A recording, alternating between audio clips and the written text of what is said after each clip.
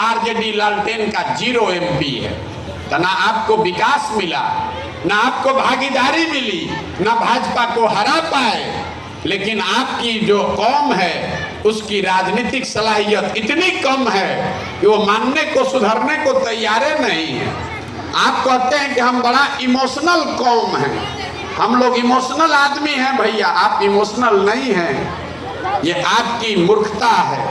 आपके बच्चों की कुर्बानी हो रही है, आपके बच्चों के भविष्य की कुर्बानी हो रही है। 30 वर्ष से आप एक लालटेन पकड़कर घूम रहे हैं, आपको कुछ नहीं मिला।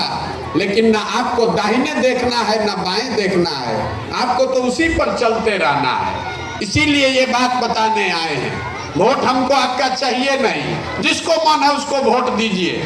मुसलमानों को लगता है कि हम जिसको वोट देंगे वही जीतेगा, ये उल्टा है। जिसको आप वोट दीजिएगा वो चुनाव हारेगा।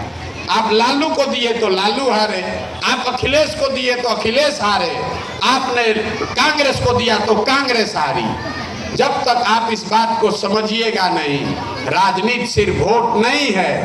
आप सिर्फ वोट के दिन जगते हैं, खोजते हैं कि कौन भाजपा को हरा रहा है, उसी ट्रेन पर बैठ गए। वो ट्रेन आपका है कि दूसरे का है, उस ट्रेन में आपके बच्चों के लिए कुछ है या नहीं है, आपको उसी ट्रेन में बैठना है। तो कैसे भला होगा? मुसलमानों की दुर्दशा देखिए, हमको कह रहा है कि भैया ये भाजपा का बी टीम है। देखिए आप हमको सर्टिफिकेट दे रहे हैं। मेरे भाई, ईमान की बात करने वाले मुसलमान, दिन में आप 5 बार नमाज पढ़ते हैं, जरा उसी ईमान के नाम पर जरा सोच के बताइए कि पिछले 10 बरस में आपके कौम पर, आप पर सबसे बड़ा संकट कब आया? जब इस देश में सीए एनआरसी का कानून लाया गया। अगर सीए एनआरसी का कानून लागू हो जाए तो आधा से ज्यादा मुसलमान आज सरकारी दफ्तरों का चक्कर काट रहा होता। आपके घरों की महिलाओं ने घर से बाहर निकलकर आंदोलन किया, फिर भी सीए एनआरसी नहीं रुका। सीए एनआरसी इस देश में कैसे रुका?